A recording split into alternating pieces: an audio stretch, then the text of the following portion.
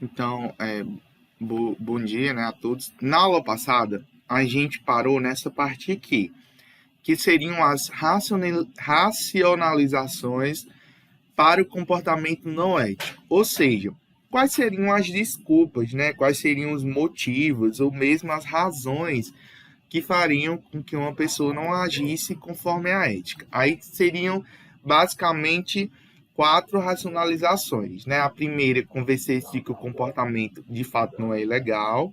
A segunda, convencer-se de que o comportamento realmente atende aos melhores interesses de todos.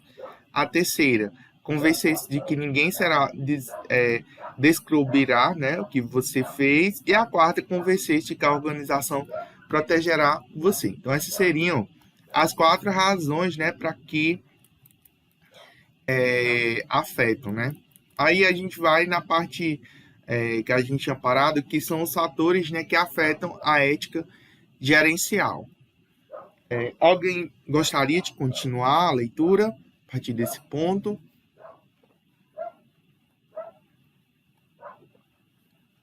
Vamos lá. É fácil demais É confortar fácil os demais. padrões éticos na segurança de um livro didático ou de uma sala de aula da faculdade. Na prática, um gerente é desafiado com frequência a escolher cursos de ação éticos em situações nas quais as pressões podem ser contraditórias e grandes. Uma consequência maior dos fatores que influenciam a ética gerencial pode ajudá-los a lidar melhor com eles no futuro. Esses fatores emanam da pessoa, da organização e do ambiente externo. O gerente como pessoa. As éticas gerenciais são afetadas pelas experiências pessoais e as vivências do gerente, influências familiares, valores religiosos, posições pessoais e necessidades financeiras. Ajudarão a determinar a conduta ética de um gerente em uma dada circunstância. Gerentes que não têm um conjunto forte e coerente de éticas pessoais descobrirão que suas decisões vão variar de situação para situação. Enquanto eles tentam maximizar seus interesses próprios, os gerentes que atuam com fortes arcabouços éticos, regras pessoais ou estratégias para o processo decisório ético serão mais coerentes e confiantes, porque as escolhas serão feitas em confronto com um conjunto estável de padrões éticos. A organização empregadora.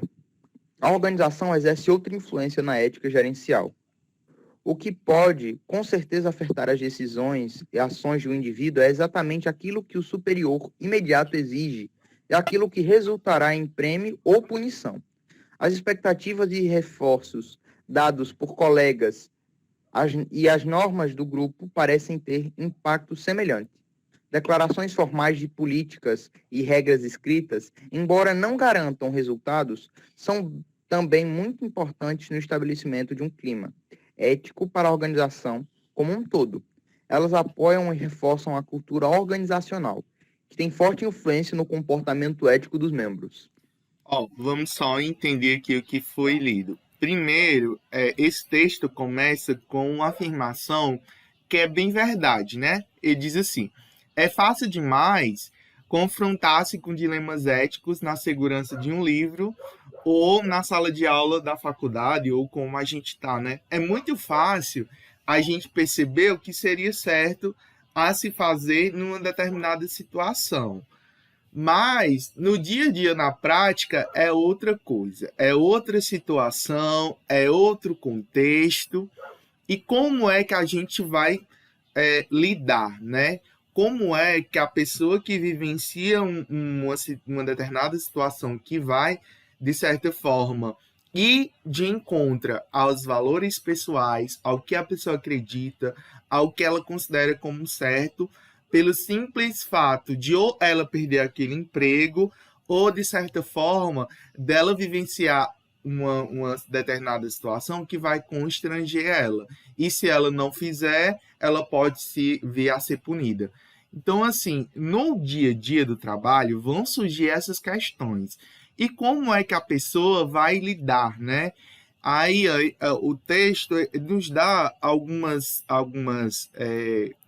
situações. Ele coloca aqui, ó, os gerentes que atuam com fortes arcabouços éticos, ou seja, aquelas pessoas, e isso no nível gerencial, mas isso aqui também cabe para um funcionário, para qualquer pessoa, né, que vivencia essas situações. Então, assim, quando a gente está munido de um arcabouço, que seria um arcabouço, seria um histórico, né, um histórico, quando a gente está munido de valores, de regras éticas pessoais, né, a gente acaba tomando decisões mais coerentes, agindo de forma mais coerente, né?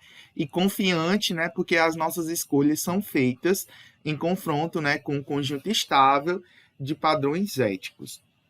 Então, assim, diante dessas situações, o que fazer, né? O que devemos fazer diante de uma situação em que a gente é convidado ou meio pressionado a fazer algo errado, né?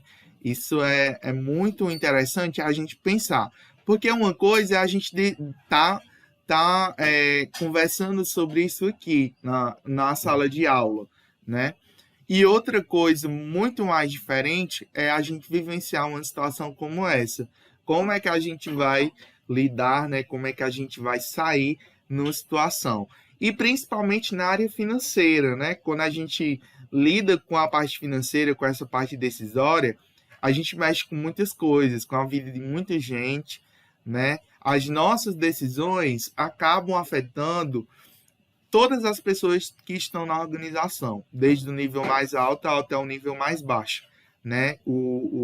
A parte financeira é o coração da empresa, né? Se o coração não vai bem, a empresa não vai bem. E dependendo das decisões que são tomadas, das atitudes que são tomadas dentro do aspecto financeiro, essas atitudes elas podem repercutir positivamente ou negativamente nas outras áreas da empresa, né? Essa parte, Pedro, foi a que mais me pegou para refletir sobre a ética, né? Porque, tipo assim, não adianta nada eu ler um código de ética da empresa dentro de um chiqueiro. Os porcos não vão entender nada, né? As pessoas, para seguirem uma ética, elas têm que ter uma boa base. Não é só, eu li o código. Não, eles têm que ter realmente uma base. É que nem um alicerce de uma casa, né? Isso. Uma casa não fica em pé sem um alicerce. Preciso que, desde cedo, né? Por isso que a gente estuda essa disciplina, né? Vocês viram que metade dessa disciplina foi estudando sobre ética. Mas por quê? A gente está desde setembro estudando de setembro, né? Não, setembro não, desde outubro. Desde outubro a gente está estudando sobre ética. Mas por quê? A gente passou 3 meses estudando sobre ética. Porque é essencial vocês saberem sobre o que é ética, agir de forma ética, seja em qualquer profissão que vocês forem atuar, e principalmente na área financeira, né? Vocês, daqui a 2 anos, estarão no mercado de trabalho. Vocês terão o primeiro contato com o mercado de trabalho no 3º ano, quando vocês estiverem no estágio. Muitos de vocês estarão estagiando com o dono da empresa, ou na parte financeira, na parte contábil, em parte que vocês vão ter acesso a determinadas situações privilegiadas. Vocês vão ver situações que talvez se confrontem com dilemas éticos. E como é que vocês vão agir diante dessas situações? É lógico que vocês não poderão, por exemplo, eu vi uma determinada situação na empresa, eu vou contar com meu colega. Não, jamais. Jamais. O que se passa na empresa, fica na empresa. E vocês serão apenas estagiários. Vocês não terão vínculo empregatício com a empresa, né? Vocês não terão nenhum vínculo com a empresa. O vínculo de vocês é meramente como estagiário, certo? Vocês estarão lá apenas para aprender, né? E desenvolver um papel, ações, né? Que estarão de acordo com o plano de estágio. Mas é bem isso, né? Vocês estão aqui nessa disciplina para aprender o que é ética, o que é moral. Na vida, ao longo da formação de vocês, vocês sabem. Aqui ninguém é criança de saber o que é certo e o que é errado. Eu sei, e minha mãe me ensinou, e acredito que a mãe de vocês também ensinou, que roubar é errado, né? Que mentir é errado, que falsificar documento é errado, falsificar assinatura é errado, dar vantagem para outra pessoa é errado, né? Essas coisas aqui a gente não precisa dizer o que é certo e o que é errado, porque todo mundo sabe o que é certo e o que é errado, né? Mas vai chegar uma situação, pode vir chegar uma situação que você chega no seu emprego e você chega lá, o seu chefe pede para você mudar um determinado documento, pede para você falsificar uma assinatura, pede para você mudar determinado documento, pede para você esconder isso, aquilo. Chega algum fornecedor pedindo vantagem e dando alguma coisa para você, algum presente para você em frente a alguma outra coisa, né? A uma outra vantagem. Vai surgir essas coisas. E aí, o que é que você vai fazer? Né? O que é que você vai fazer? Eu sempre agi de forma ética. Sempre preferi ser o chato da história. Sempre preferi ser o chato. Quando eu era financeiro da IP, trabalhei 5 anos, ninguém gostava, os donos da empresa, ninguém gostava de participar na licitação da empresa porque eu não aceitava. Conchavo, eu não aceitava nada, eu era o chato da história. Mas sempre preferi ser o chato do que fazer as coisas erradas. Sempre preferi ser considerado o chato certinho do que ser aquele que ganha vantagem, que facilita as coisas e que não age de forma ética. Então, assim, é preferível ser chato e fazer as coisas certas do que, né, fazer coisas erradas. Eu acho que o caminho da verdade, o caminho da ética, sempre é melhor do que os caminhos mais fáceis, né? O caminho certo sempre é mais difícil, mas eu acredito que ele é sempre melhor do que o caminho mais fácil, o caminho não ético. Tá certo? Vamos continuar a leitura, porque eu quero pelo menos finalizar. Não sei se vai dar para finalizar, mas eu quero ler pelo menos 80% dessa apostila. Vamos lá. Outra pessoa gostaria de ler.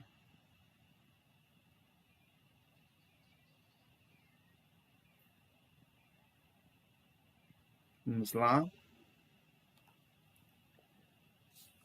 Ninguém? Pronto, eu vou. Começa das organizações, né? Isso. Manutenção de altos padrões. Tá. Tá dando para ouvir? Tá. As organizações progressistas apoiam uma variedade de métodos para manter altos padrões éticos nos negócios no local de trabalho. Alguns dos esforços mais importantes nessa área envolvem o treinamento em ética, a proteção ao informante, o apoio da gerência de topo, códigos de ética formais e uma forte cultura ética. Ações das empresas em relação às demandas sociais. Ao se defrontar com uma demanda social específica, como uma empresa poderia reagir? Se uma parte interessada, como o governo local, iniciar uma demanda sobre a empresa, que tipo de ação empresarial poderia ter essa tomada? Estudiosos de administração desenvolveram uma escala de ações de respostas que as empresas podem tomar quando uma questão social é colocada. Estas ações podem ser obstrução. Empresas que adotam essa ação contestam a sua responsabilidade, reclamam que a evidência do erro é um engano, é um mal-entendido ou distorção e colocam obstáculos para retardar as investigações. Defesa. A resposta defensiva significa que a empresa admite alguns erros de omissão. A empresa reduz as perdas ao defender-se, mas não tem uma postura obstrutiva. Acomodação. Significa que a empresa aceita a responsabilidade social por suas ações, apesar de fazer isso em resposta às pressões externas. Empresas que adotam essa linha procuram atender a responsabilidades econômicas, legais e éticas. Se as forças externas exercem pressão, os gerentes concordam em reduzir atividades eticamente questionáveis. Proatividade. A resposta proativa significa que as empresas dão exemplos nas questões sociais. Elas procuram aprender qual é o interesse público e respondem sem indução à pressão das partes interessadas. Aqui a gente viu as ações, né? A manutenção de padrões éticos. Então, aqui, o que a empresa pode fazer, né? Para se dar essas demandas sociais, né? Essa questão ética. Tanto no lado social como ambiental, né? O que a empresa pode fazer, né? Ela pode adotar uma postura mais reativa, né? Em defesa dessas causas sociais, ambientais, né? Tem empresas que não se preocupam com isso, né? Empresas que, por exemplo, vão lançar um produto e testam esse produto com animais e não se preocupam se estão causando algum mal, né? Quantos produtos, né? A gente, principalmente maquiagem, remédios, né? O quanto que a gente de certa forma, utiliza esses produtos que vão nos beneficiar, mas a gente está causando mal a outras espécies, ou então a gente compra de empresas que, de certa forma, poluem o meio ambiente, degradam, né, o meio ambiente. Então, de que certa forma, essas empresas, né, não se preocupam com essas questões sociais, essa responsabilidade social perante, né, a comunidade, perante as questões ambientais, né, sociais. Né? É interessante ter essa questão, né, proativa, né, reativa. Morais empresariais. Quer continuar, Valéria? Pode ser. Conforme amplamente descrito por Robert Henry, existe uma ambivalência empresarial. Na economia competitiva, os empresários não têm como deixar de considerar os interesses dispares dos agentes com os quais se relacionam. Porque mercados abertos aliados a regimes políticos liberais conferem enorme poder de fogo àqueles que se organizam. É bem verdade que isso perde boa parte do seu sentido numa economia oligopolista, Oligopolista.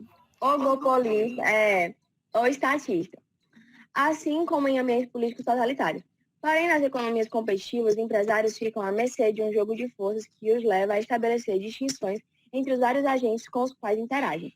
Seja por percepção ou por uma análise de custo-benefício, os empresários acabam dividindo os agentes em duas categorias. Aqueles que dispõem de maior cacife, seja pela capacidade de retaliação ou de agregar valor ao negócio, são tratados com lisura, correção ou idoneidade, pois não convém manipulá-los sob pena de colocar em risco a sobrevivência dos negócios. Os demais que não dispõem de cacife ou exercem fraca articulação são tratados de forma diversa. As empresas se valem das brechas existentes na lei ou de regulamentos para manipulá-los, tentando tirar o máximo de vantagem. Essa ambiguidade comportamental, comum nos setores empresariais, é um reflexo da moral macro no plano nacional, portanto, se refletindo no plano micro em duas morais. Moral da parcialidade. Continua? Pode continuar. Trata-se de um discurso seletivo que adota normas mistas de conduta, porque não se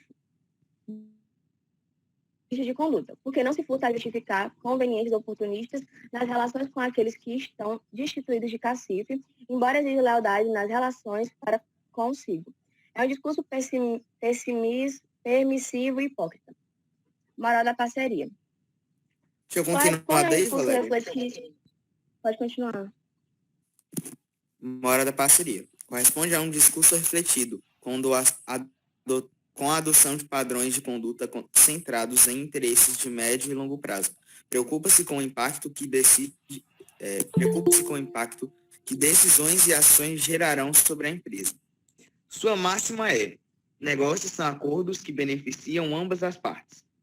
Esta moral implica uma crítica à miopia imedialista, típica da moral da parcialidade.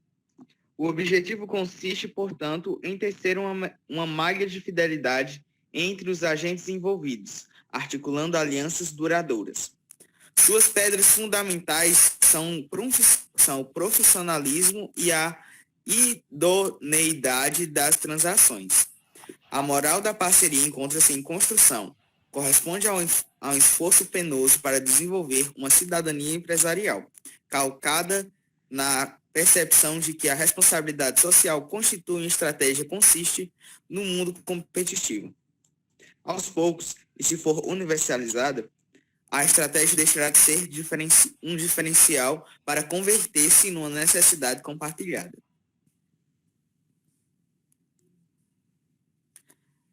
Até o presente momento, há um antagonismo no mundo dos negócios, pois este não dá as costas ao cinismo que rege a moral da parcialidade, pondo a consciência em leilão, e cultiva certo cetismo quanto à eficácia da moral da parceria.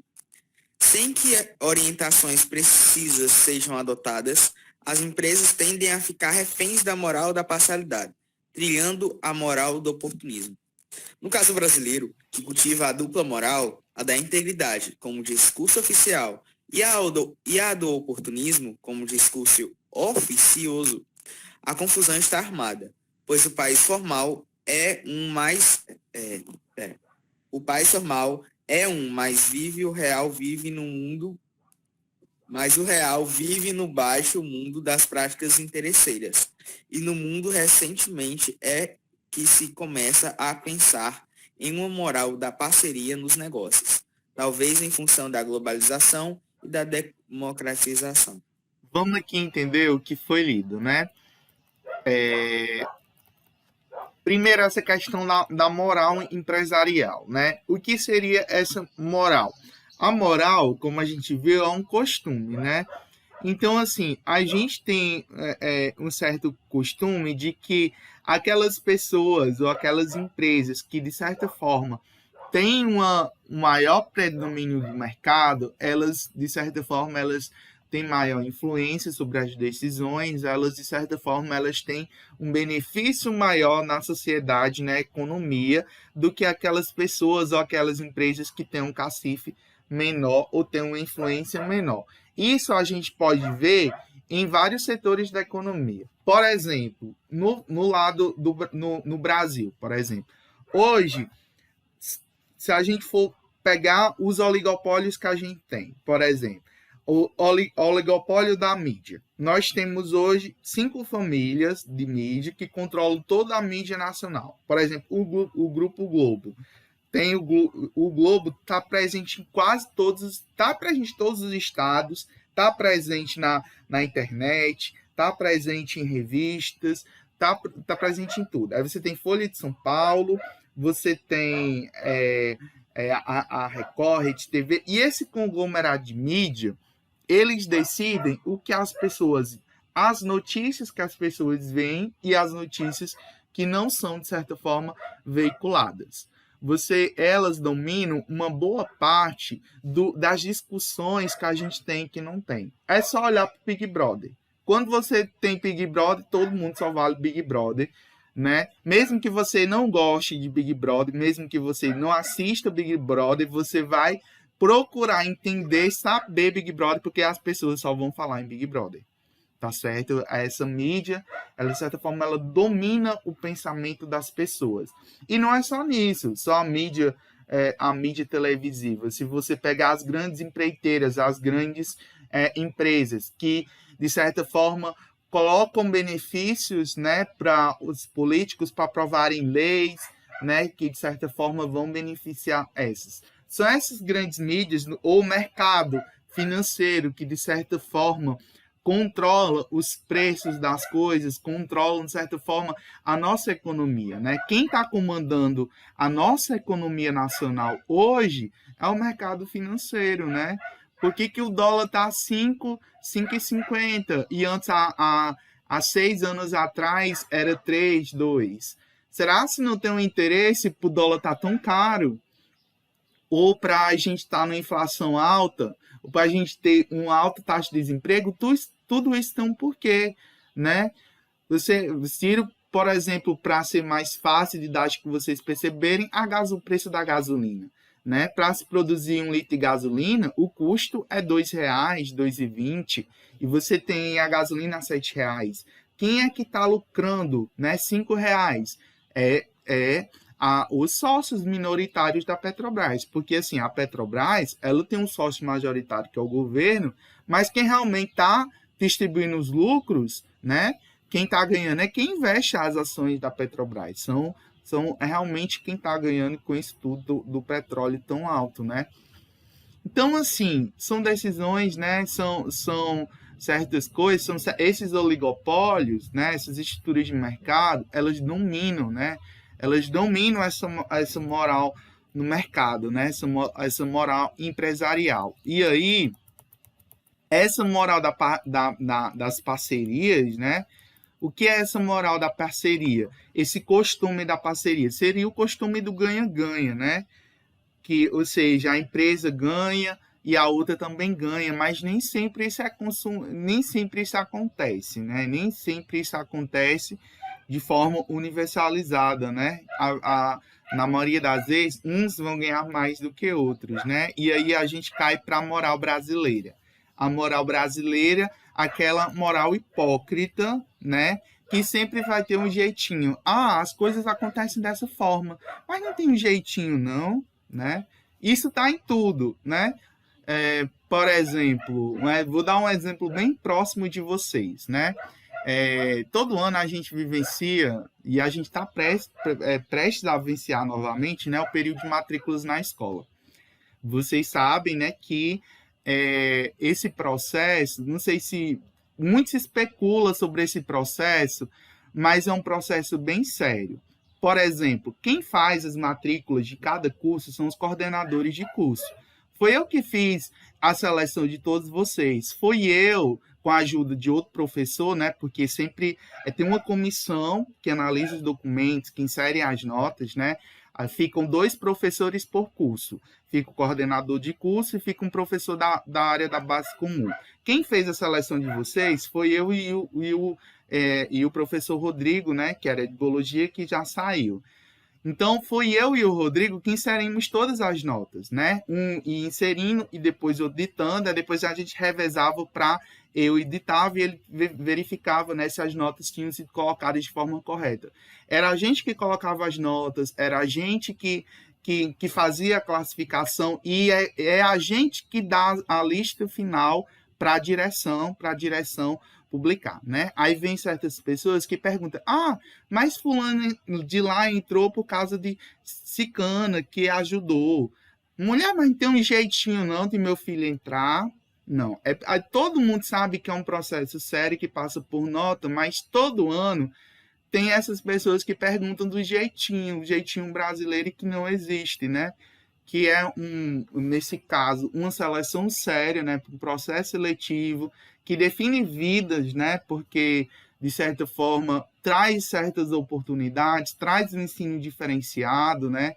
Quanto de alunos que gostariam de ter a oportunidade de ter o que vocês estão tendo, né? De ter as aulas que vocês estão tendo, né? E não vão ter.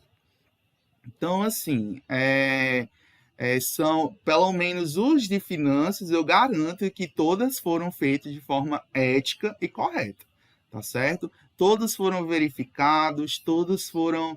Eu que coloquei a nota de todos vocês, tá certo? Pode ter certeza que foi feito de uma forma correta, porque eu sempre ajo, né, de forma ética, né? E fui eu que entreguei a lista com todos, eu verifiquei, eu acompanhei todo esse processo, e todo ano é feito dessa forma, né? Mas mesmo assim, sim, a gente usa um programa, tem um programa, é a gente que insere os alunos, então assim, é tudo feito de uma forma séria, né? E aí eu, pelo menos, fico triste quando eu escuto essas coisas, de dizer que tem marmelada, que tem coisas erradas, e que a gente sabe que não tem, porque eu vivencio o processo, né? A gente que está nos bastidores, que faz realmente acontecer, a gente sabe como é que funcionam as coisas, né?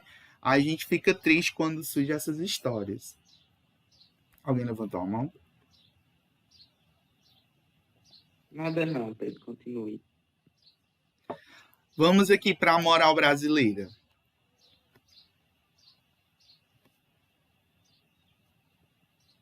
Valéria, outra pessoa. Deixa eu continuar. Morais brasileiras. O Brasil, por raízes históricas, cultiva uma dupla moral. 1. Como discurso oficial que inclui todos os agentes sociais, uma moral da integridade. E 2. Como discurso oficioso que permeia a sociedade como um todo, uma moral do oportunismo. Assim sendo, só recentemente, em função de uma inserção do Brasil no novo estágio econômico internacional e da democratização do país, é que começa-se a repensar as atitudes empresariais, em função da necessidade da nova ordem internacional, que exige profissionalismo e transparência nas relações, bem como parceria entre os agentes envolvidos no processo econômico, seja para reduzir custos pela grande soma de capital envolvido em certos empreendimentos, ou até mesmo pela incapacidade de sozinha uma empresa desenvolver pesquisas de grande alcance. Mas até mesmo essas duas morais convivem no cenário nacional e refletindo nos agentes e nas empresas uma contradição que gera um mal-estar cada vez maior no povo brasileiro, a ponto de serem criticados aqueles que se pautam por orientações edificantes. Isso se explica por razões históricas de formação social, econômica e religiosa do povo brasileiro, mas também porque essas convicções sociais consistem em posturas oportunistas que formam um discurso lógico, conferindo a seus adeptos um conjunto de justificações. Pronto, parei aí. O Brasil, né, tem uma raiz histórica, né? Nós temos uma raiz histórica, de certa forma, dessa dupla moral.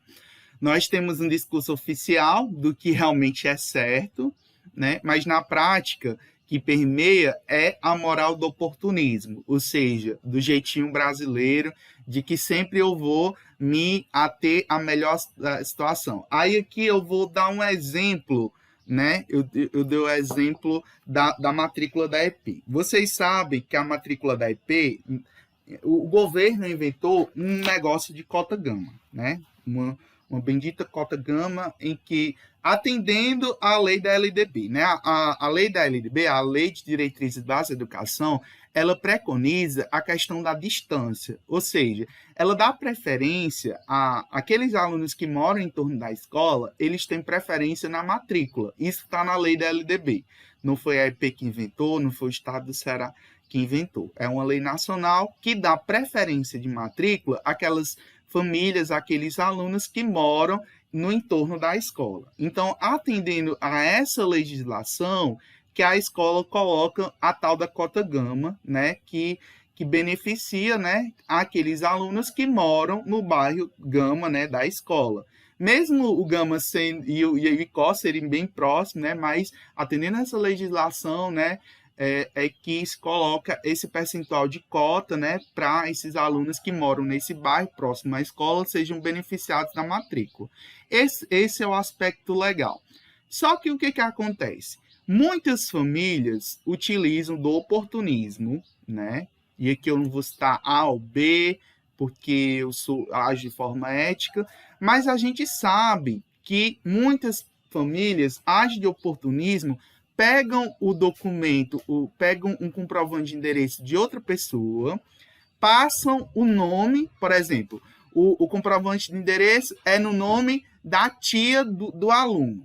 Só que aí a mãe, né, pega o comprovante, isso faz bem antecipado do período de matrícula, né, para a fraude ser bem feita, né, bem antecipado, pega e muda o nome do comprovante para o nome de comprovante ficar na nome da mãe. Para a escola, nós da escola, nós não temos poder de polícia para ir na casa de cada pessoa que escreveu na cota gama e ver se realmente a pessoa mora lá. Nós não temos prerrogativa legal para isso. Qual é a nossa prerrogativa? Analisar os documentos.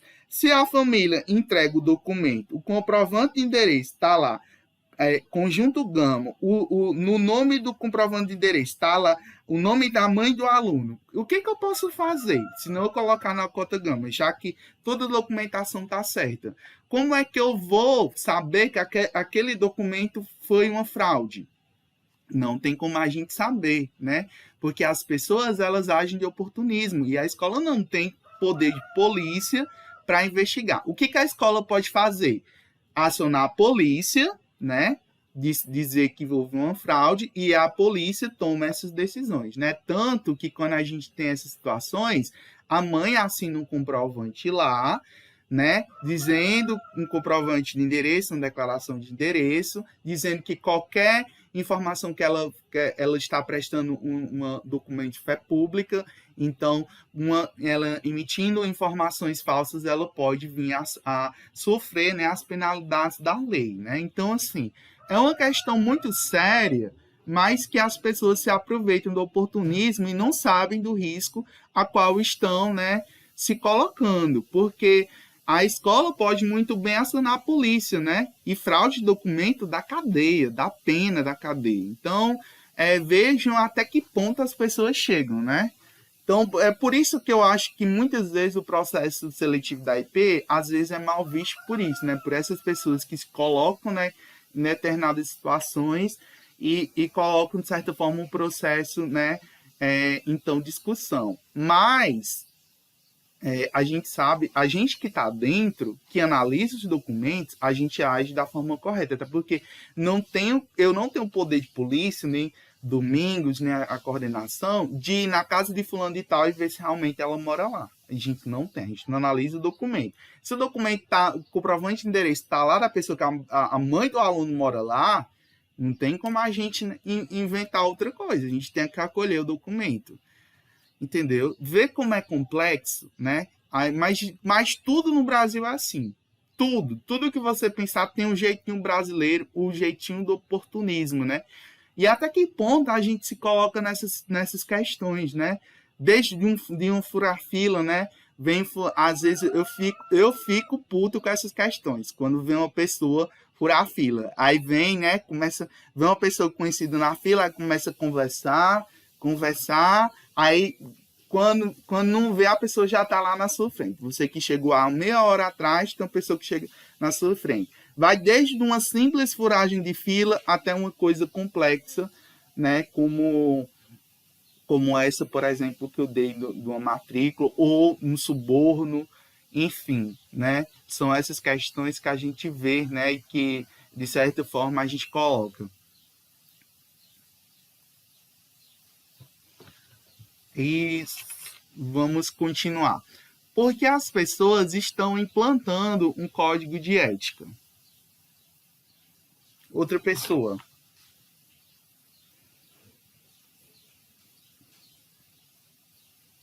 Porque as empresas estão implantando um código de ética. Eu leio, professor. Pode ler, Pierre. Nossa empresa é ética. Temos uma filosofia de trabalho que prioriza a coerência entre o que se diz e o que se faz. Preservamos nossos valores. Somos reconhecidos no mercado por essa nossa postura. Assim, não precisamos de código de ética. Não raro este comentário advém de empresários que exercem importante papel de liderança, sem perceberem as reais vantagens de adotar para suas empresas código de ética ou guias de conduta. Meu Deus. De modo muito simples e resumido, podemos afirmar que é ético aquele que, podendo escolher livremente, elege o bem e não o mal, e age assim de modo constante. A fonte da ética é a própria realidade humana, o ambiente em que vivemos. Assim, um ambiente de trabalho no qual passamos grande parte do nosso dia se desenvolve em uma sucessão de escolhas e de práticas de virtude, que nada mais são do que os valores transformados em ação. Mas o que tem isso a ver com o código de ética? Tem tudo a ver. O código de ética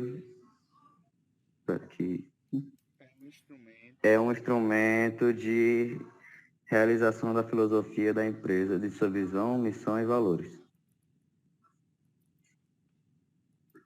Deve ser concebido pela própria empresa, muitas vezes com o auxílio de consultores externos, e expressar sua cultura. Serve para orientar as ações de seus colaboradores e explicar a postura da empresa em face dos diferentes públicos com os quais interage. É imperioso que haja consistência e coerência entre o que está disposto no Código de Ética e o que se vive na organização. Se o Código de Conduta, de fato, cumprir o seu papel, sem dúvida significará um diferencial que agrega valor à empresa. As empresas estão implantando códigos de ética porque este documento tem um condão de fornecer critérios ou diretrizes para que as pessoas se sintam seguras ao adotarem formas éticas de se conduzir, garantir a homogeneidade na forma de encaminhar questões específicas, aumentar a integração entre os funcionários da empresa, favorecer ótimo ambiente de trabalho que desencadeia a boa qualidade da produção, alto rendimento e, por via de consequência, ampliação dos negócios e maior lucro. Criar nos colaboradores maior sensibilidade que lhes permita procurar o bem-estar dos clientes e fornecedores e, em consequência, sua satisfação. Estimular o comprometimento de todos os envolvidos no documento, proteger interesses públicos e de profissionais que contribuem para a organização, facilitar o desenvolvimento da competitividade saudável entre concorrentes, consolidar a lealdade e fidelidade do cliente, atrair clientes, fornecedores, colaboradores e parceiros que se conduzem dentro de elevados padrões éticos, agregar valor e fortalecer a imagem da empresa, garantir a sobrevivência da empresa. Eis as razões que respondem à pergunta formulada no título. Elas nos levam a acreditar na possibilidade de explorar um caminho que abre espaço para que percorram juntos, sem antagonismo, os valores e os resultados econômicos. Se eu estou sem óculos, eu tô medo de que Não, mas deu para entender. Obrigado, Pierre. Então, essas seriam as vantagens, né, de por que colocar, né, por que implementar um código de ética.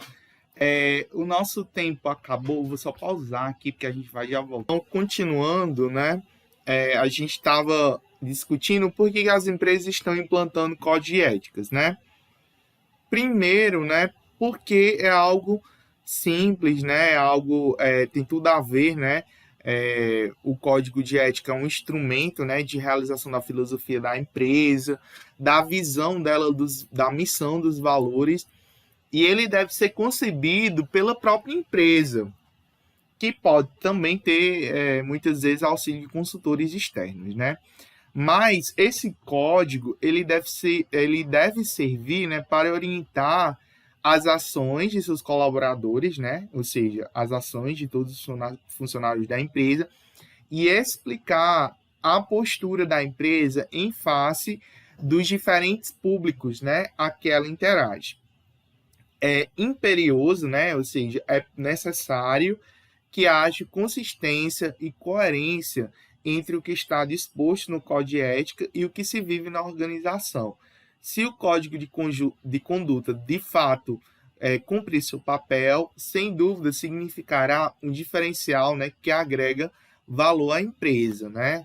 E aí a gente viu, né, as empresas estão implantando o Código de Ética porque esse documento tem um condom, ou seja, tem a finalidade, permite que, né, fornecer critérios e diretrizes, né, para essas pessoas, né, se sentirem mais seguras de adotarem as formas éticas, né, o que seria ético e o que não seria ético na profissão, garantir homogeneidade, ou seja, tratamento igual, né, na forma de encaminhar questões específicas, aumentar a integração entre os funcionários da empresa, favorecer um ótimo ambiente de trabalho que desencadeia, né, a boa qualidade na produção e o alto rendimento, né, em consequência dos negócios, né, em mau lucro, em consequência, criar nos colaboradores maior sensibilidade, né, que lhes permita procurar o bem, né, dos clientes, estimular o comprometimento de todos envolvidos no documento, né,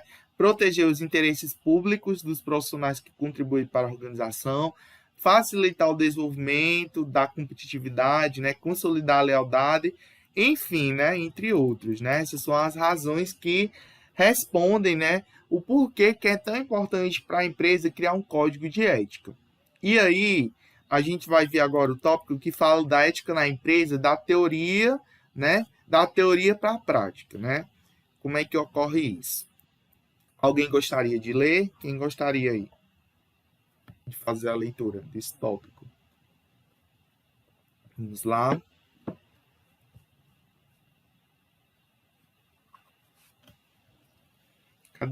Cadê a líder, Carolina? Eu posso. Eu nunca mais vi ela. Quem foi que disse eu posso? Foi tu, Valdir? Foi eu, mas Carol pode ler se ela quiser. Com dor de garganta. Lê, Carol. Vamos lá.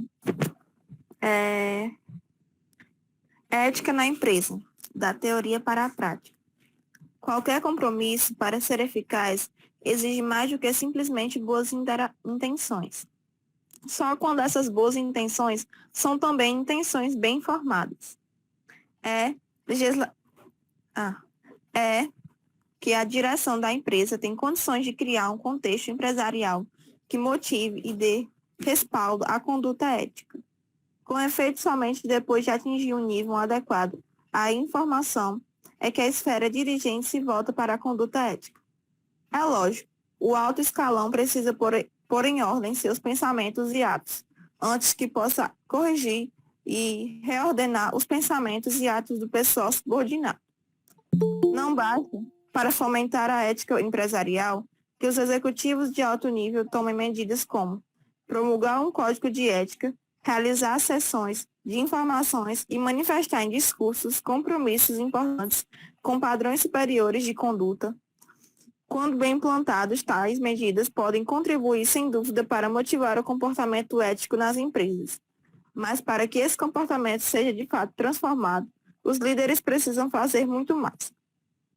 Não basta que a autogestão faça palestras inspiradoras, designe um funcionário idôneo para apoiar a estratégia comercial da empresa, ou estabeleça sistemas de planejamento e controle de produção. É preciso criar uma estrutura forte, coesa e clara, abrangendo políticas e procedimentos que, de fato, funcionem no sentido de promover e consolidar a conduta ética de dirigentes, auxiliares e colaboradores. O trabalho de administração da ética na empresa é permanente e contínuo, jamais termina completamente. Daí porque, mesmo no caso daquelas empresas que já sejam donatárias de reconhecida tradição sobre a matéria, os altos executivos devem estar sempre preocupados em desenvolver e realimentar os compromissos empresariais com a sustentação das práticas de ordem moral. Assim, na elaboração e utilização de um código de ética, não se pode perder de vista a prática contínua para que a estrutura formal de políticas e procedimentos se mantenham correlacionados e articulados sobre o campo de visão pacificadora da ética, de forma incisiva e progressivamente crescente. Assim, como o foco exterior que assegura o sucesso de qualquer iniciativa empresarial é ocupado pelo mercado. O foco interior se concentra nos seus recursos humanos, ou seja, no envolvimento certo das pessoas certas. Afinal, a ética depende mesmo da propensão moral dos indivíduos que trabalham na organização, levando em conta a aparente importância que os altos dirigentes atribuem à envergadura moral de seus auxiliares. Surpreende a reduzida atenção que é dada ao tema moral, mesmo em empresas que se orgulham dos seus valores éticos. Naturalmente, o ponto de partida da administração na empresa, de pessoas normalmente bem formadas, consiste em atraí-las e conservá-las. Se é esse o desejo, torna-se necessário avaliar o caráter moral dos candidatos a emprego e usar essa avaliação como um dos mais fortes parâmetros do processo de seleção. A experiência tem demonstrado que o esforço de recrutar indivíduos possuidores de princípios virtuosos pode resultar, de fato, ser muito vantajoso para o futuro da empresa. Realçar o caráter ético das empresas parece ser mais fácil do que é na realidade, porque esse objetivo somente será totalmente alcançado quando a alta administração compreender que surgirá um considerável número de dificuldades desconhecidas e completamente diferentes da situação de se administrar um processo regular em andamento. No campo da batalha da ética, trata-se de mudar o pensamento e o comportamento interior das pessoas que interagem na organização.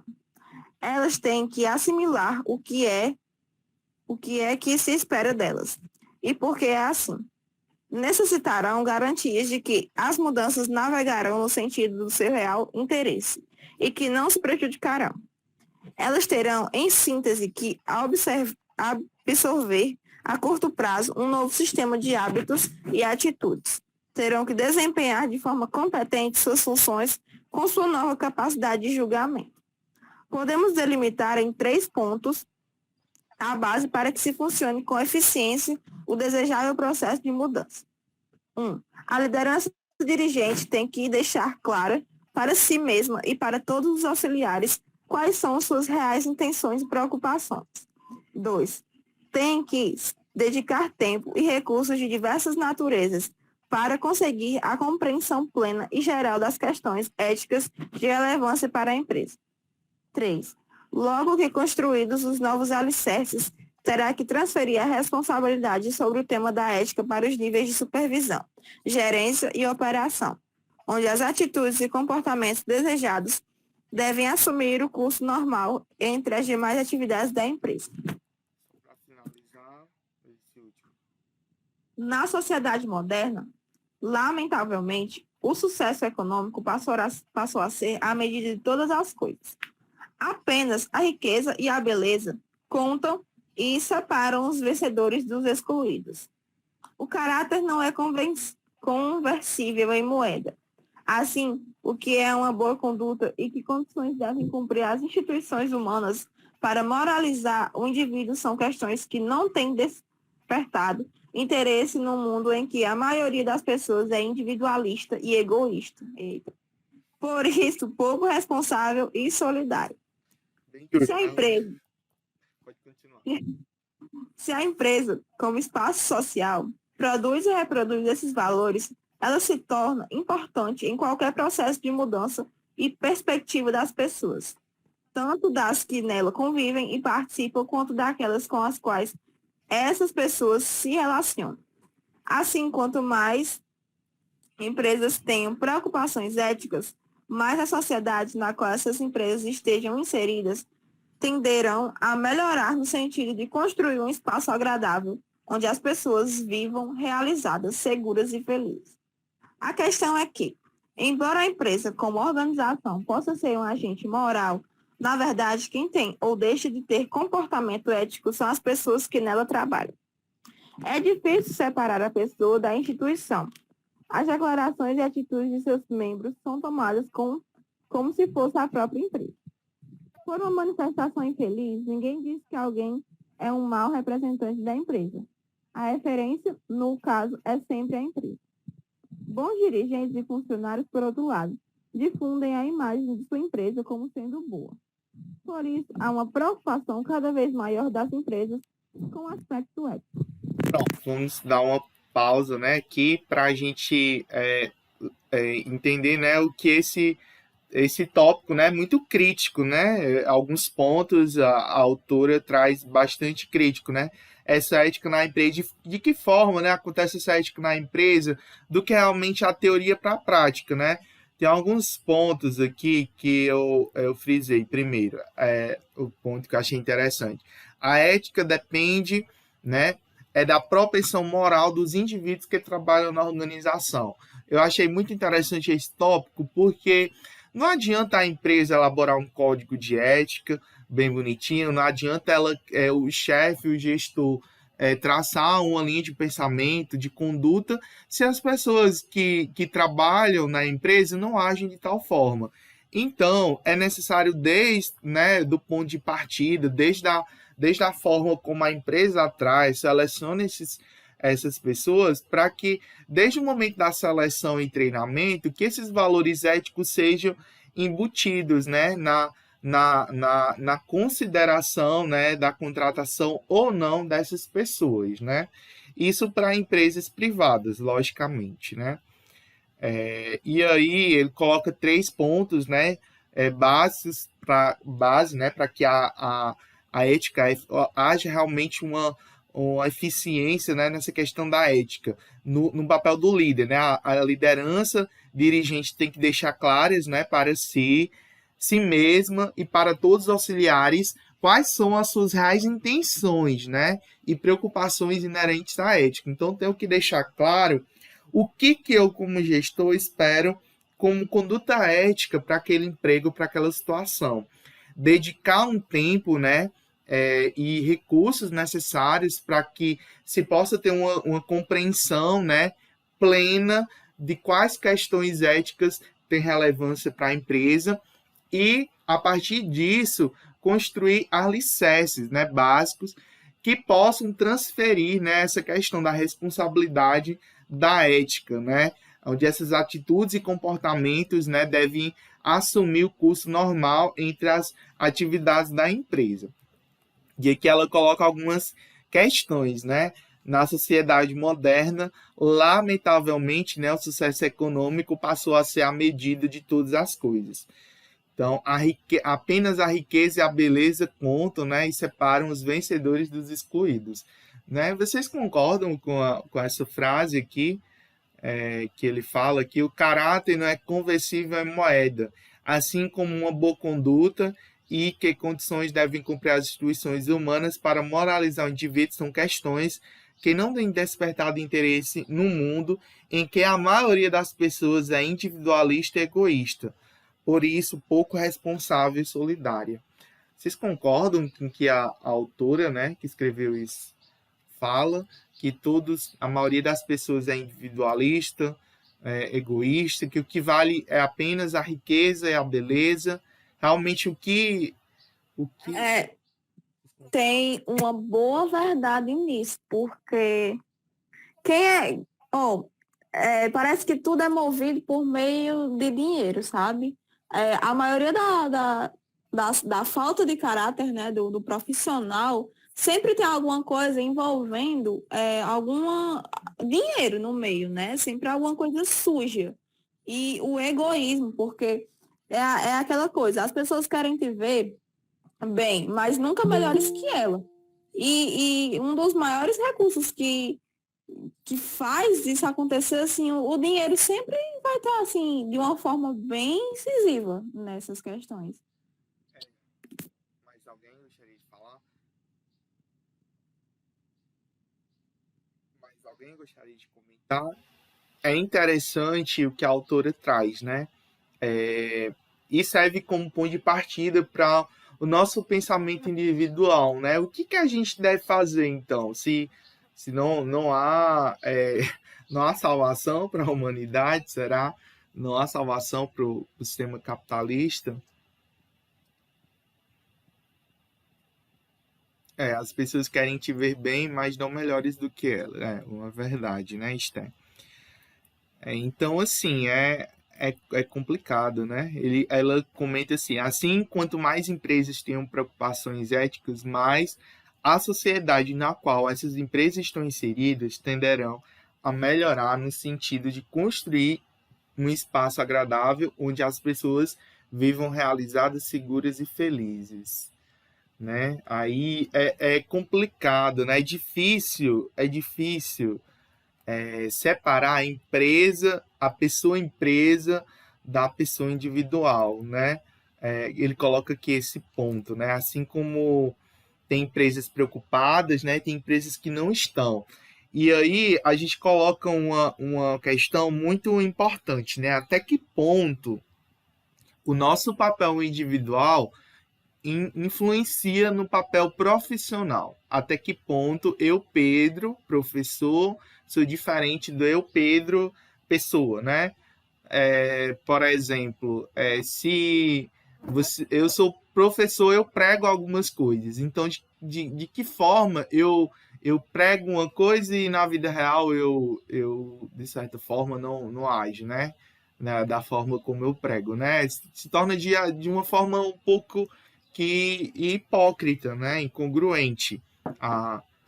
O nosso papel enquanto profissional e o nosso papel enquanto pessoa, né? A gente meio que tende a confundir, né, esses papéis, e as pessoas também tendem a confundir, né, esse papel. Como um ator, por exemplo, uma atriz que faz um papel de uma vilã, e aí ela faz o papel da vilã e na vida real ela é execrada pelo aquele papel que ela desempenha naquela empresa, né?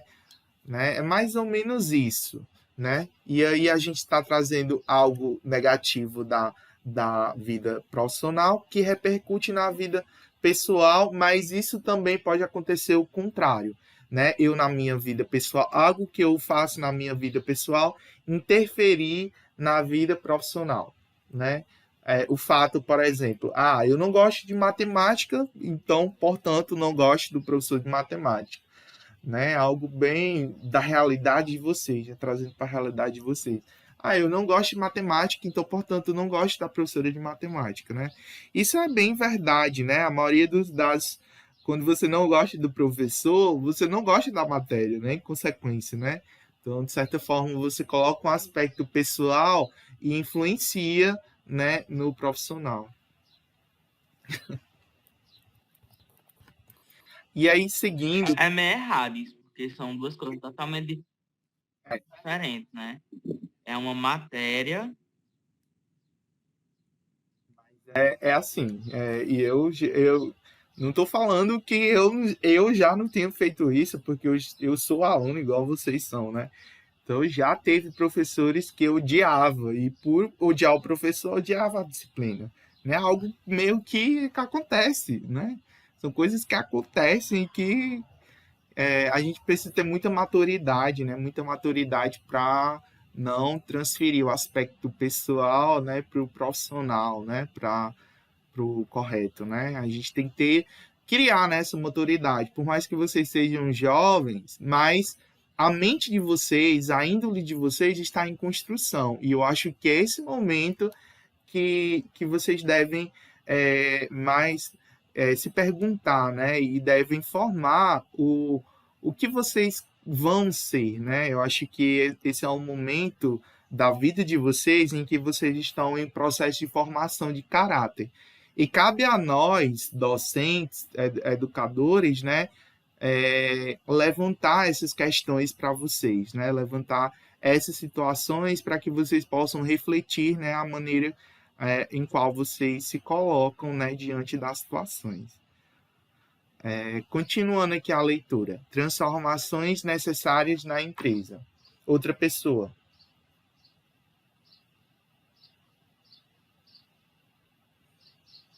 Estamos perto. A sociedade moderna está requerendo uma mudança muito forte de seus valores, porque a economia não pode e não deve ser a medida de todas as coisas.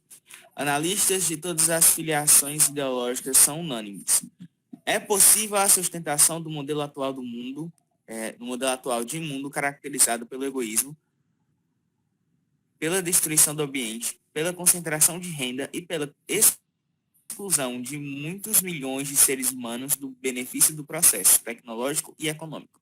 Esse modelo precisa ser superado por outro em que o bem comum seja o novo paradigma de progresso. Se os negócios funcionam como motor de sociedades modernas, o que parece ser verdade, as empresas têm a desempenhar um papel predominante na construção do futuro da humanidade. Nesse sentido, são muitas as transformações que as empresas brasileiras precisam realizar em seus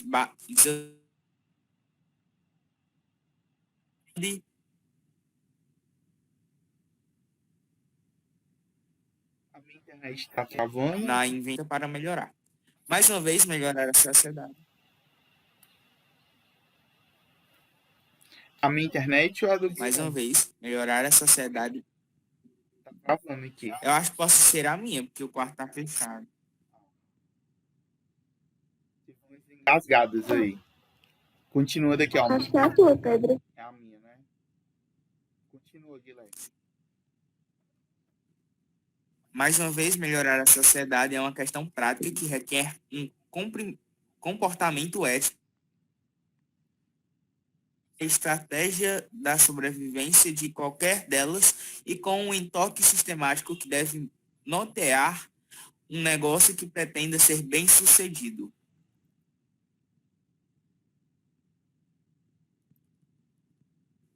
Alguns valores que caracterizam o comportamento ético são, para o empresário como líder inovador, busca do bem,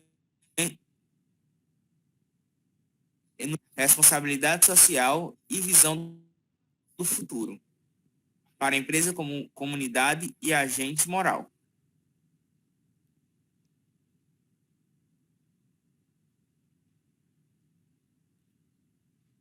Diálogo e negociação. Destino do consumidor e preservação do ambiente natural.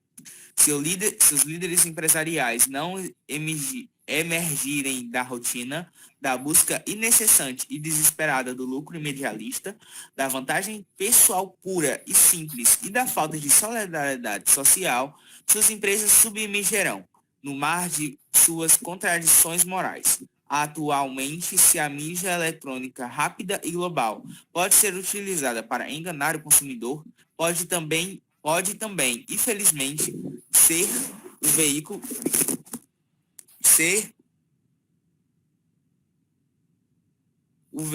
que irá décadas antiéticas e o surgimento de práticas com elevados valores éticos. Pronto. Vamos entender o que foi posto nesse tópico, né? As transformações necessárias na empresa. Então, o que é necessário ser transformado, né?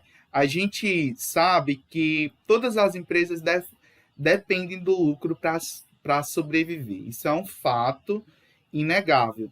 Mas até que ponto essa busca incessante do lucro pode fazer com que as empresas ajam de forma não ética ou destruir o meio ambiente, destruir o ambiente em que vivem, trazer, não se preocuparem com o modelo de negócio que estão trazendo, né, que pode gerar, de certa forma, malefícios, né, para a sociedade em que estão inseridas. Então, é necessário que haja, primeiramente, uma conscientização, né, da própria empresa e da sociedade também, que de certa forma, faz com que a empresa exista, né? Porque se há oferta, há demanda. Então, nós, como consumidores, nós temos também um papel decisivo na manutenção dessas empresas. Se nós consumimos produtos e serviços de empresas que não se preocupam com o meio ambiente, que não estão preocupados com as causas sociais, né? Enfim, empresas que poluem, empresas que usam testes com animais, empresas que, de certa forma, não se preocupam com a sociedade em que estão inseridas, né? Hoje, a gente não... Tem muita gente que não se preocupa, né? Mas tem muitas pessoas que já estão criando esse tipo de consciência. Não vou consumir de marca tal, porque eu sei que marca tal polui o meio ambiente, né? Utiliza, né? A gente teve, por exemplo, em Iguatu, um exemplo aqui bem perto, né, da gente, tem uma fábrica, não sei se vocês já ouviram falar da Dakota, né? Uma fábrica de calçados. Por muito tempo, logo no começo que a Dakota foi colocada no Iguatu, durante muito tempo ela jogava os resíduos, né, no Rio Jaguaribe, né? Por muito tempo a empresa colocou, né, resíduos de esgoto, né, no Rio Jaguaribe, né? Então, poluiu por muito tempo logo no começo, né? E esses resíduos ainda tornam o rio, né, poluído até hoje, né?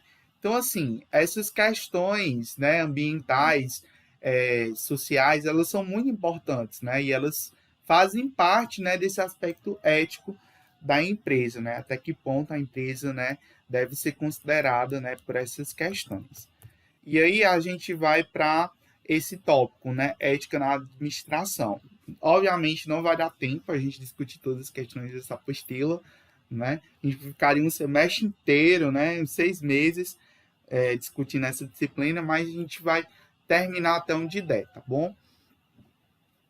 Sem prejuízo, logicamente, nos conteúdos, até porque a prova ela é bem mais interpretativa do que conteudista, tá certo?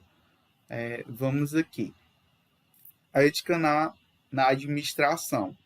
Quem pode ler? Quem pode continuar? Outra pessoa, vamos lá.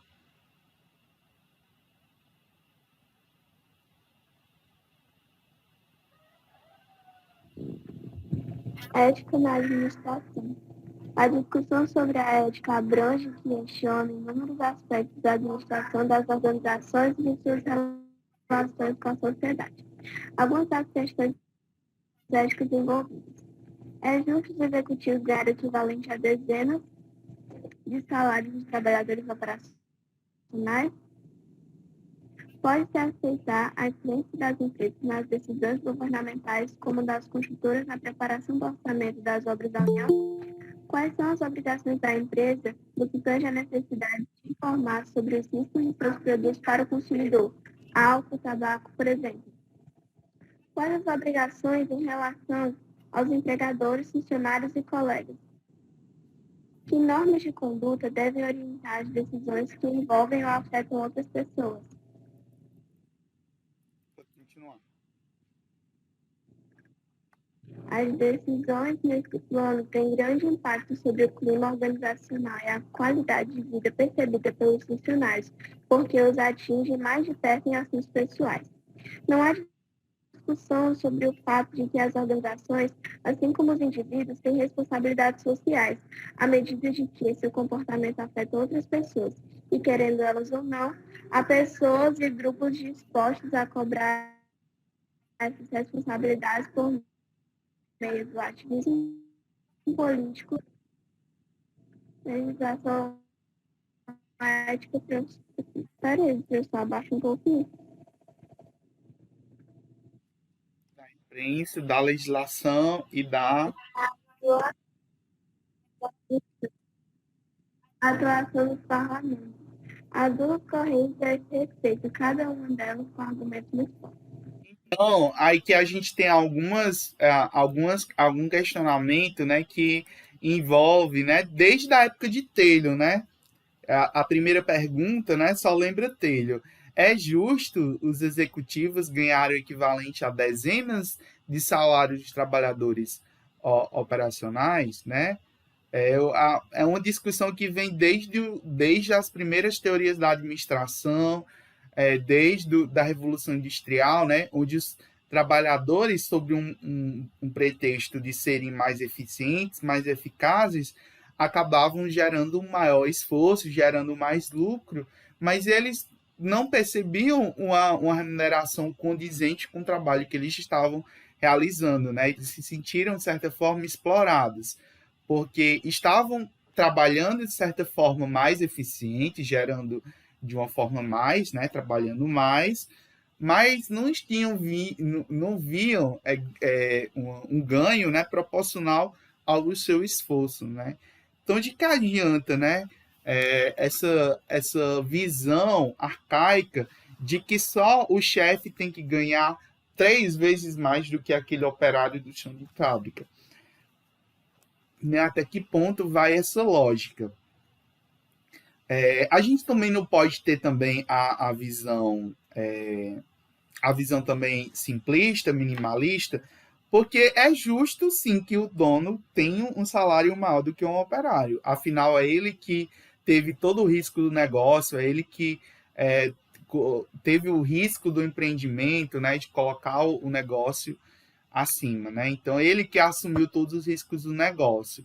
Mas essa visão, ela também não pode ser muito distante, né, dos trabalhadores, né? Não pode ser alto demais ao ponto exorbitante e o trabalhador não ser remunerado, né, remunerado tal qual, né? Então, essas são algumas questões, né?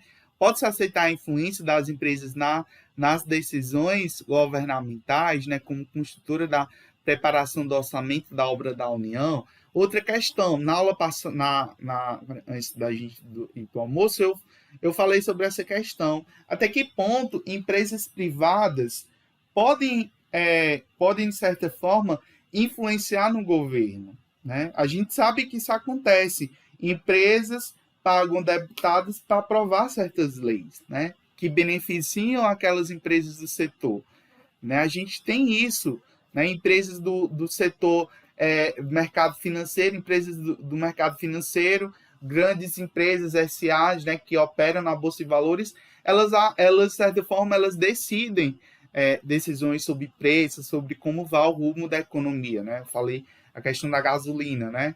Tudo tem um porquê, né? De a gasolina estar tão caro, de o dólar estar tão caro, né? São decisões que muitas vezes o governo é pressionado por interesses privados, né? Então, até que ponto, né, essas decisões governamentais, elas devem sofrer influências de agentes privados, né? De empresas privadas. E outra questão, quais são as obrigações da empresa no que tange a necessidade de informar os riscos de seus produtos para o consumidor?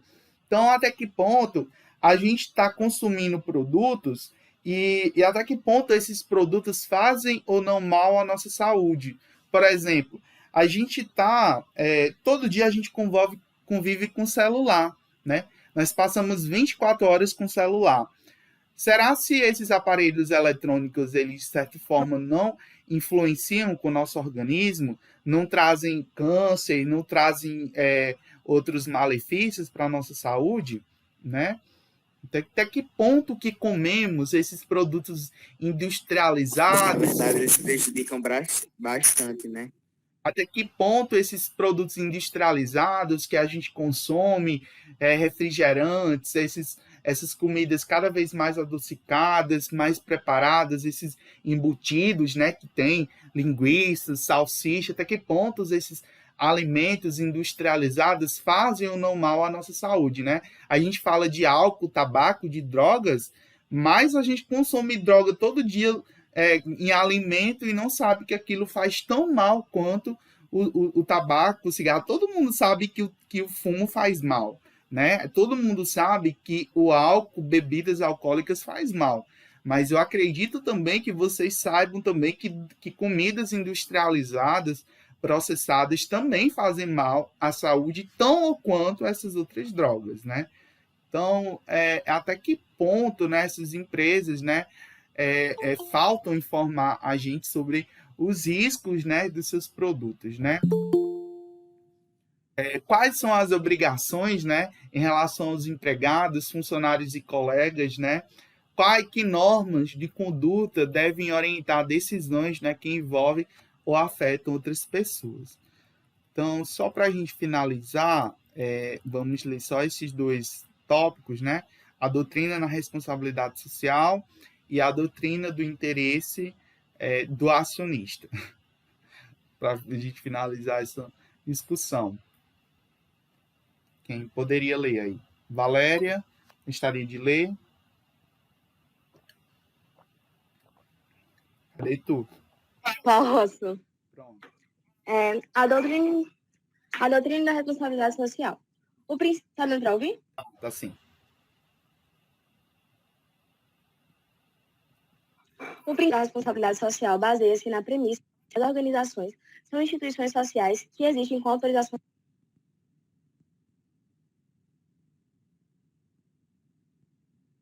têm a obrigação de agir segundo os interesses da sociedade. As empresas devem prestar contas de sua ação à sociedade.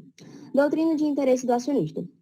A corrente alternativa da responsabilidade social propõe que as empresas têm a obrigação primordial com seus acionistas. A principal responsabilidade das empresas é maximizar o lucro dos acionistas. Não cabe à empresa resolver problemas sociais que pertencem ao âmbito das organizações de caridade e do governo. Aí, só para continuar. Continua?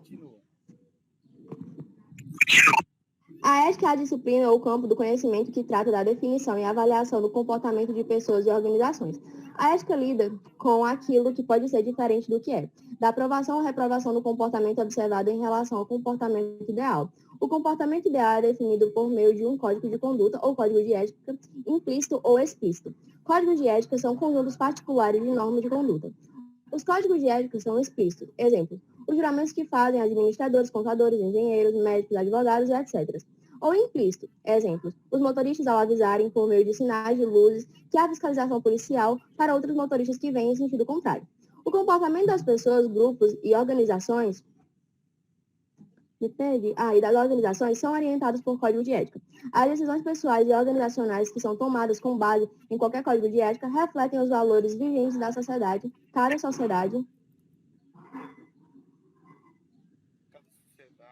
sociedade, cada grupo social tem suas concepções. A ética estabelece a conduta apropriada e as formas de promovê-la. Embora a ética estude todas as morais, a absoluta e a relativa, a ética qualifica as morais que dão suporte às condutas egoístas como antiéticas, porque suas ações têm abrangência restrita, beneficiando apenas indivíduos, grupos ou organizações. Pronto, vamos discutir aqui, ver se a gente consegue. Então, assim, a doutrina, né? A gente tem uma doutrina da responsabilidade social. Então, assim, o que é preconizado e tido como certo é que as empresas, elas têm a obrigação de agir segundo os interesses da sociedade, não interesses próprios. E as empresas devem prestar contas de sua ação à sociedade. De outro lado, a gente também tem a doutrina de interesse do acionista. Quem é o acionista? Aquela pessoa que investe na empresa, né? Que participa com cotas, né, do capital social da empresa. Então, para o acionista, a corrente é que as empresas têm que ter obrigações perante esses acionistas, ou seja, a responsabilidade da empresa é dar lucro a esses acionistas. Então, até que ponto a empresa vai se preocupar com questões sociais se ela vai estar preocupando-se, né, com dar lucro aos acionistas, né? O que eu falei para vocês da Petrobras, né, hoje. Petrobras, ela está preocupada exclusivamente hoje, a política da Petrobras é dar lucro para os acionistas, né? Por isso que ela está cobrando tanto, né? Teve até uma discussão, né, essa semana, não sei se vocês já acompanharam as notícias dessa semana, que o presidente deu uma notícia de que iam diminuir os preços, né, dos combustíveis. Aí você via todos os jornais e a mídia, né, que a mídia que faz parte, que de certa forma privilegia o mercado financeiro, né, a mídia que defende o mercado financeiro, tudo bombardeando, falando mal da fala do presidente, como se o presidente quisesse interferir na política de preço da Petrobras, colocando como se fosse algo ruim o fato do presidente, né, ter falado, né, que a Petrobras iria repassar a queda dos preços. Porque no mundo todo a gente está tendo uma redução do preço do petróleo. Então, nada mais justo do que, se está tendo uma redução do preço do petróleo, dessa redução ser, de certa forma, repassada para os consumidores.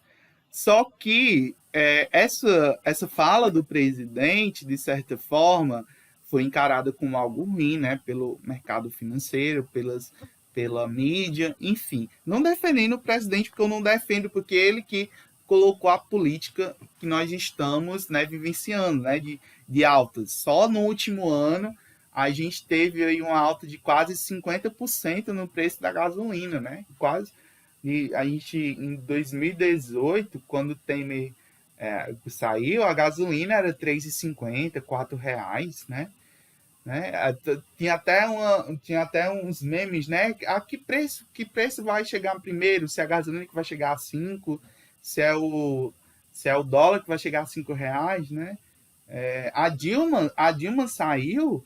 Quando a Dilma saiu, o povo tava achando ruim porque pagava gasolina a R$ 3,50, né? Quando a Dilma saiu, o povo ia nas ruas, era todo mundo protestando que estão pagando muito a gasolina R$ 3,50. Hoje nós estamos pagando R$ 7 a gasolina e você não vê ninguém chiando, né? Sei até que ponto essas manifestações também não eram, de certa forma, influenciadas, né, por esses grupos, né, econômicos, financeiros e que, de certa forma, tinham um interesse, né, privado pelo poder, né? Até que ponto essas...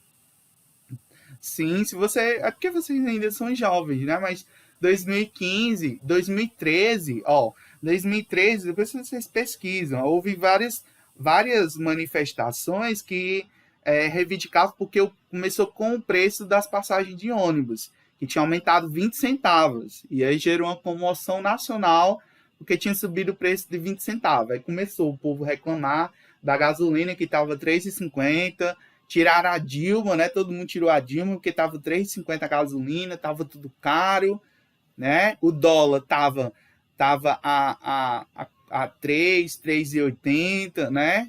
Hoje o dólar está a 5,50, gasolina está a 7.